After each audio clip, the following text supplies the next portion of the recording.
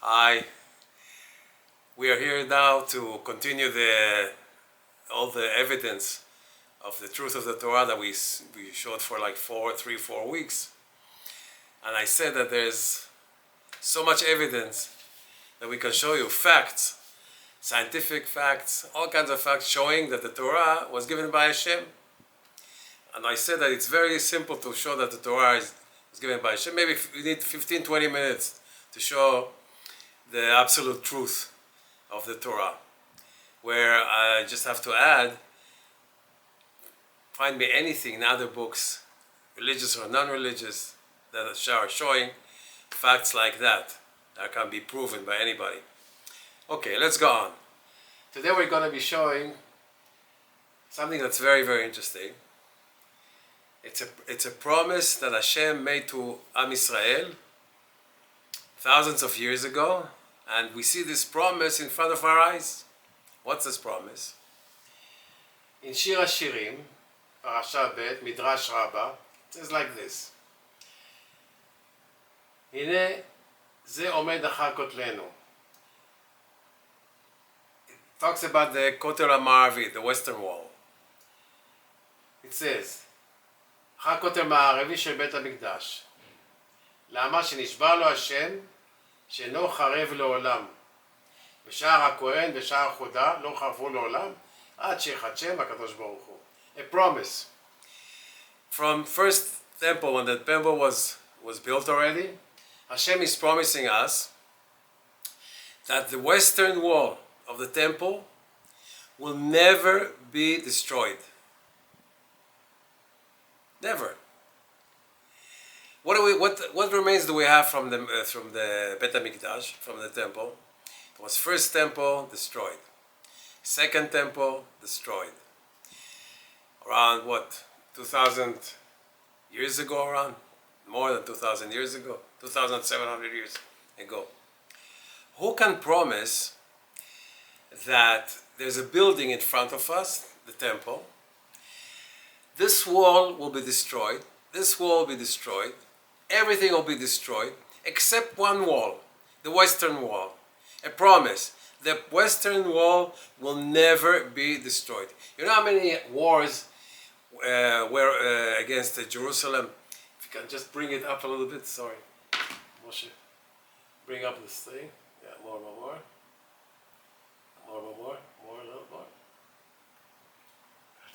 That's all? Oh, okay. There were at least 30 wars. 30 at least. There were Christians, Muslims, Mongols. Who didn't come to destroy Jerusalem? So many walls, so many wars. Can you imagine a promise that will say the whole city would be destroyed, the whole temple would be destroyed, the western wall, one wall that's on the west side of the temple will never be destroyed. If you want, take a plane, come to Jerusalem, look at it. This is the promise in front of our eyes. And why was the western wall not destroyed? Because that's where the Shechinah is. The Shechinah is there, and we have a promise that the western wall will always be there, and the Shechinah will always be there in Jerusalem, in the western wall. That's why so many people go today to the western wall and pray, because of that promise. I ask you, who can promise something like that 2,700 years ago?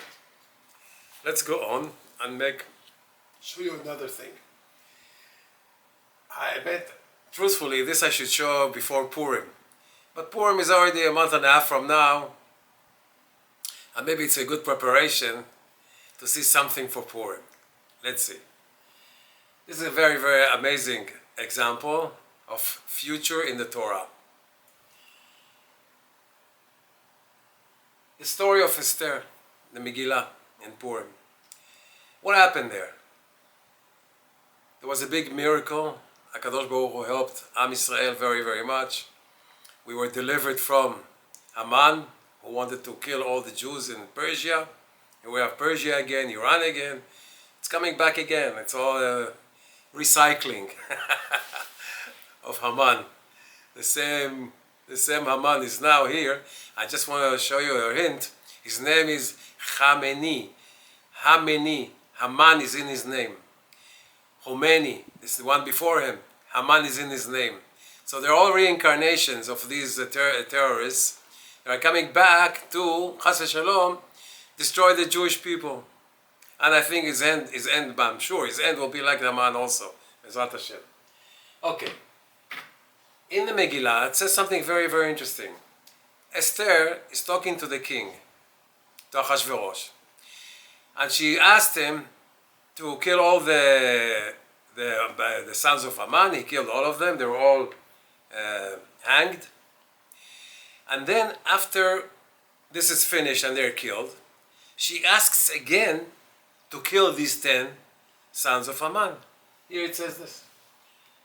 It says, "V'tomer Esther el HaMelech," Esther told to the king, Achashverosh, "Yinaten gam machar," also in the future, machar is like for the future, ליהודים, אשר בשושן לעשות כדת היום, ואת 10 בני האמן יתלו על העץ.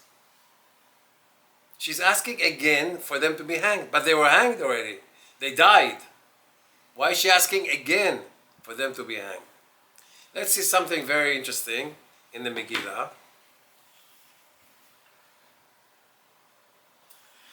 Anybody who has a Megillah, you can check this and see what it says there.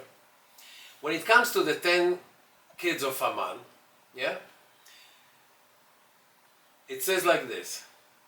Ve'et Parshandata, that's the first son. Dalphon, Aspata, Porata, Adalia, Ridata, Parmashta, all these kids of Haman were killed, 10 of them.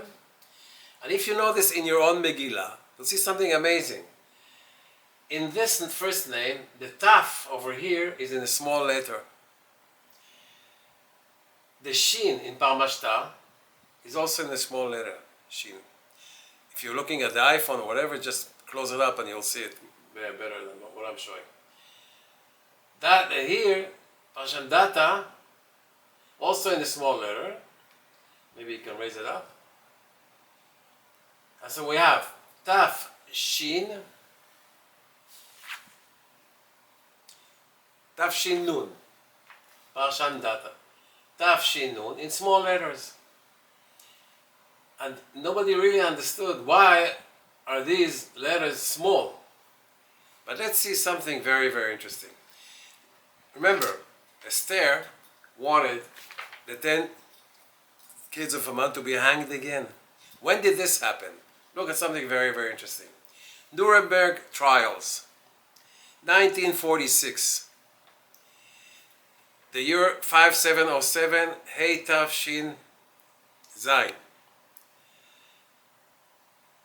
That's the date that the 10 terrorists, or the Nazi terrorists, were hanged. I'm showing you, if you can, Moshe, showing you now an excerpt from Newsweek.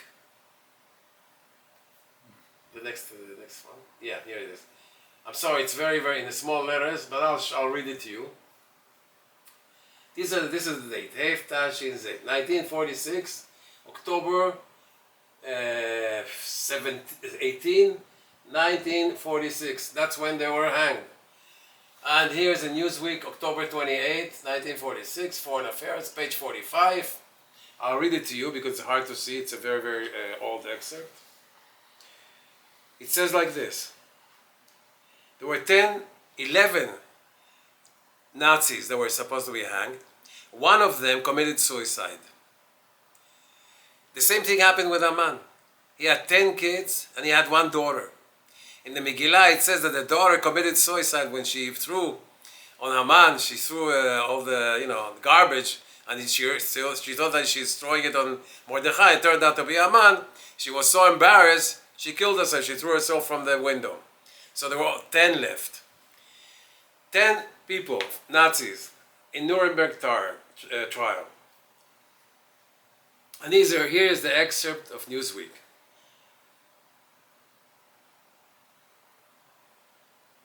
There's a description here of how all of them were sitting and how they were looking to be hanged soon. But something very strange happened. Julius Streicher went without dignity. What did he say? He said something very weird. He said, Purim Fest. before he was hanged, he's also saying Purim Fest. Why does a Nazi, how does he know about Purim even? And he says, you know what's going on now? This is Purim. Then what did he say?